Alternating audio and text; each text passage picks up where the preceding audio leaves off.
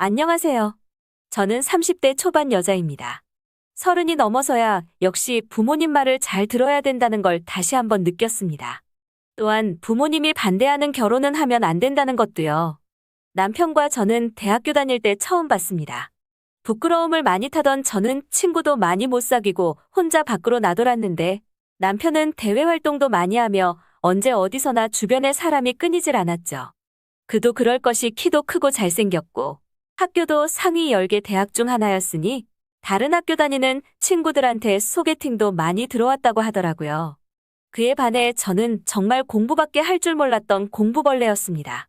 저희 집은 아버지 사업이 흐름을 잘 타서 저희 태어난 이후로는 단 한 번도 경제적으로 걱정해 본 적이 없었습니다. 그렇다고 부모님께서 저희에게 돈을 막 썼던 건 또 아닙니다. 공부든 뭐든 확실하게 꿈이 있고 계획이 있을 때는 지원을 아낌없이 해주시지만 평소에 용돈을 많이 주시고 그런 건 아니었습니다.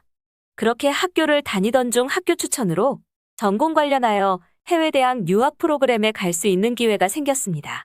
학비는 장학금을 받아서 괜찮았지만 생활비나 식비 등 그 외 각종 비용을 부모님께서 지원해 주셔서 맘 편하게 공부할 수 있었습니다.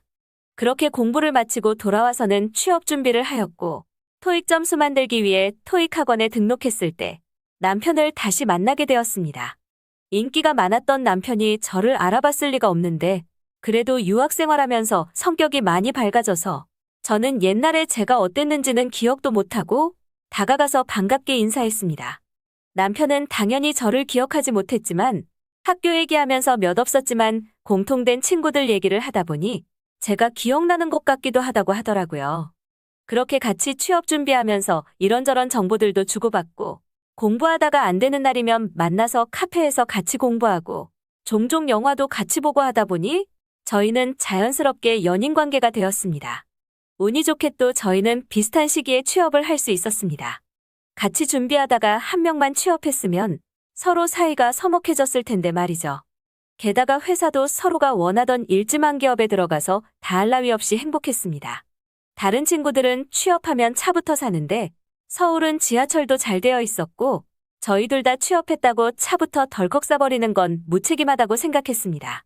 근데 부지런한 남편은 저랑 같이 출퇴근하려고 매일 1시간씩을 지하철로 돌아서 다녔습니다. 그때까지만 해도 눈에 콩깍지가 제대로 씌어져 있으니 남편이 검소한데 부지런하기까지 하다고 좋게만 보였죠. 주말에 데이트할 때도 항상 남편이 저희 동네로 와주었고 연애하는 내내 제가 사랑받고 있다는 느낌이 들게 해주었습니다. 회사 생활에도 적응해가고 있을 때쯤 이런 사람이랑 결혼을 하는 것도 나쁘지 않겠다는 생각이 들더라고요. 저희는 종종 농담 삼아 결혼 얘기도 하기는 했습니다. 남편이 항상 장난스럽게 결혼하자고 얘기를 많이 했었거든요. 저는 그래서 남편에게 진지하게 생각이 있냐고 물었습니다. 하지만 되려 남편이 머뭇거리더라고요. 시댁이 못 사는 건 아니었지만 결혼한다고 해서 충분한 지원을 받을 수 있는 상황도 아니라고 하더라고요. 그래서 혹시나 저희 쪽에서 예물예단 얘기가 나왔을 때 자기 집에서는 그에 상응하는 만큼 못할 수도 있다고요. 그래서 저는 그런 걱정은 하지 말라고 했습니다. 그리고 그날로 집에 가서 부모님을 설득했죠. 예물예단 어차피 형식적인 거니까 생략하고 저희 둘 다 벌이가 어느 정도 되니까 손 안 벌리고 결혼할 수 있다고 말씀드렸습니다. 하지만 어머니께서는 그런 게 문제가 아니라 그냥 양가의 경제 규모가 다른 것부터가 문제가 될 수 있다고 하시더라고요. 꼭 그 남자 아니면 안 되겠냐면서요. 그때 당시에는 우리가 무슨 세기의 만남이라도 되는 것처럼 이 남자 아니면 안 되겠다 싶었습니다. 천지에 널린 게 남자였는데 그땐 왜 깨닫지 못했을까요? 결국 부모님은 제 설득에 못 이겨서 결혼을 허락하셨지만 그래도 고생하는 건 별로 안 보고 싶으시다고 친정에서 집이랑 혼수는 다 해주셨어요. 시댁에서도 처음에는 고맙다고 하시더라고요. 시댁은 얼마 전에 시아버지가 은퇴하셨고 아직 취업 못한 여동생이 하나 있습니다. 시어머니는 평생 주부셨고요. 그래서 이제는 남편이 불가피하게 용돈을 드려야 한다고 하더라고요. 남편이나 저나 벌이가 괜찮았고 저는 아빠한테 받은 법인카드가 하나 있었기에 실상 제가 버는 돈은 그대로 다 제가 저금하는 데 쓰였습니다. 그렇게 저희의 결혼은 평탄하게 흘러가는 듯 하였습니다. 하지만 결혼을 하니 남편은 제가 편해진 걸까요? 처음에는 귀여운 질투 정도로 보였습니다. 엄마랑 한 번씩 쇼핑 가면 엄마가 백화점에서 옷을 사주시는데 유명한 고가의 브랜드가 많다 보니 남편도 알아보더라고요. 그러면서 지나가는 말로 오늘 힘 좀 줬다고 좋은 데 가냐고 하길래 처음엔 그냥 농담 하나 보다 했습니다. 근데 어느 순간부터는 직접적으로 이런 건 얼마씩 하냐고 묻기 시작하더라고요. 그래서 모른다고 엄마가 사줘서 그냥 입는 거라고 하고 넘겼습니다. 하지만 점점 심해지더니 나중에는 제 개인적인 소비까지 간섭하기 시작하더라고요. 처음에는 남편이 월급으로 시댁에 생활비를 얼마를 드리고 남는 걸 길바닥에 뿌리던 갈아서 마시던 상관 안 했고 남편도 제 급여에 간섭 일절 안 하기로 했거든요. 대신 저희 둘 생활비는 제가 쓰기로 했어요. 그러던 어느 날 직장 동료 결혼식이 잡혔는데 맨날 출퇴근할 때 입는 칙칙한 오피스룩밖에 없어서 제 돈 주고 오랜만에 원피스 하나 샀습니다. 사면서 남편 셔츠도 몇 개 사고요. 집에 들어가니 남편은 잘 갔다 왔냐는 인사보다 오늘은 또 뭘 샀냐고 인사를 하더라고요. 정말이지 짜증이 확 나면서 내가 왜 저런 인간 옷을 샀나 싶더라고요. 그래서 아무 말 안 하고 방으로 들어왔습니다. 남편이 따라 들어오더니 쇼핑백에서 사온 원피스 꺼내서 택부터 확인하더라고요. 그러더니 무슨 천조가리를 이런 가격을 주고 샀냐고 하더라고요. 결혼식인데 입을 옷도 없고 해서 오랜만에 쇼핑 한 번 했는데 그거 가지고 왜 그러냐고 말했습니다.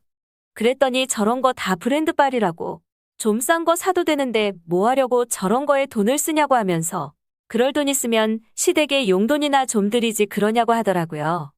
정말 그 얘기 듣는데 소름이 돋더라고요. 엄마는 여기까지 내다본 건가 싶더라고요. 서로 터치 안 하기로 해놓고 왜 그런 소리라냐고 한 번 더 그런 소리 하면 생활비 절반 받을 거라고 했습니다. 그랬더니 아무 말 안 하더라고요. 사실 남편만 저한테 이러는 건 아니었습니다. 한 번씩 시댁을 가도 제가 왔다는 걸 반가워하는 게 아니라 시어머니랑 시누이랑 저를 위아래로 훑어보기 바쁩니다.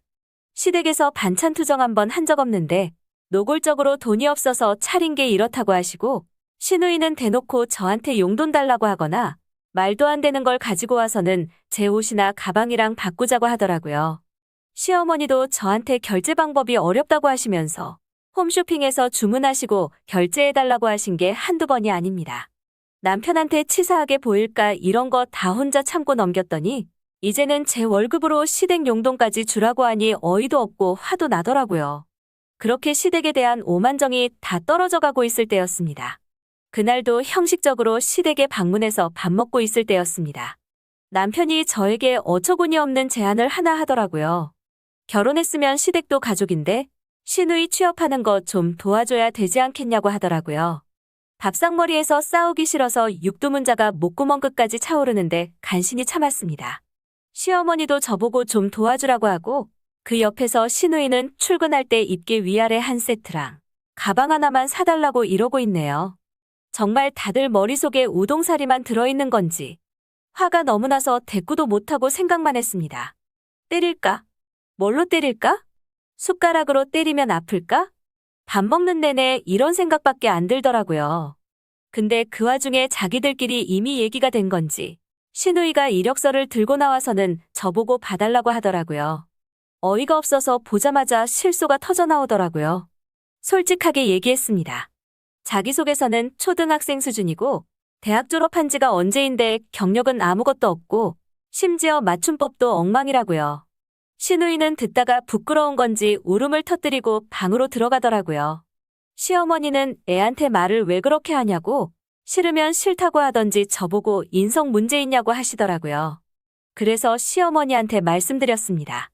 기준 조건 미달되는 사람을 잘못 받았다가 크게 곤욕을 겪고 있어서 철저하게 체크한 것뿐이라고요. 남편이 자기 얘기하는 거냐며 발끈하더라고요. 그래서 잘 알고 있으면서 왜 안 고치냐고 했습니다. 시어머니도 어디 하늘 같은 남편한테 말을 함부로 하냐며 욕을 하시더라고요. 수준 떨어지는 거 아들 때문에 받아줬더니 어디 돈 가지고 유세냐며 화를 내시더라고요. 오늘이구나, 갈 때까지 갔구나 싶더라고요. 그래서 저도 참지 않고 얘기했습니다. 나는 돈이라도 많지 당신네는 내세울 거 뭐 있냐고요. 제 얘기를 듣고 시어머니 그대로 뒷목 잡고 아이고 아이고 하시면서 뒤로 나자빠지더라고요. 남편이 어른한테 말버릇이 그게 뭐냐고 하더라고요. 그래서 얘기했습니다. 어른이 어른다워야 어른 대접을 해줄 거 아니냐고. 입 다물고 시어머니 간호나 해드리라고. 우리 부모님이 구해준 집 돌아올 생각하지 말라고 했습니다. 짐은 이혼 서류랑 같이 보내준다고 했고요. 집에 와서도 남편하고 시모한테 카톡으로 욕이 엄청 오더라고요. 처음 들어보는 욕도 있고 그렇게 창의력이 좋으면 돈 버는데 쓰지 참 아쉽더라고요. 전부 다 캡처해서 다시 보내주면서 얘기했습니다. 몇 푼 없는 돈 고소당해서 싹 다 뜯기기 싫으면 적당히 하고 찌그러져서 살라고요. 지킬 돈이 그래도 좀 있는지 바로 조용해지더라고요. 자존심인지 멍청한 건지 끝까지 사과도 안 하더라고요. 맘 같아서는 소송 걸고 한 푼이라도 다 뜯어내서 알거지 만들고 싹싹 비는 꼴 보고 싶지만 제 시간이 더 아깝다는 생각이 들더라고요. 정리는 생각보다 금방 했습니다. 말이 결혼이지. 조선시대 노비들이듯이 저희 집 들어올 때 가져온 거라고는 비루한 몸뚱아리밖에 없어서 이혼할 때도 정리가 편하더라고요. 이혼녀 타이틀을 얻긴 했지만 그거 무서워서 저 집구석 책임지고 살았다간 아마 제명에 못 죽었을 거예요. 제 글 읽으시는 분들도 부모님이 반대하면 꼭 다시 한번 생각해 보세요. 이야기 들어주셔서 감사합니다. 구독과 좋아요 눌러주시면 재밌는 이야기 준비하겠습니다.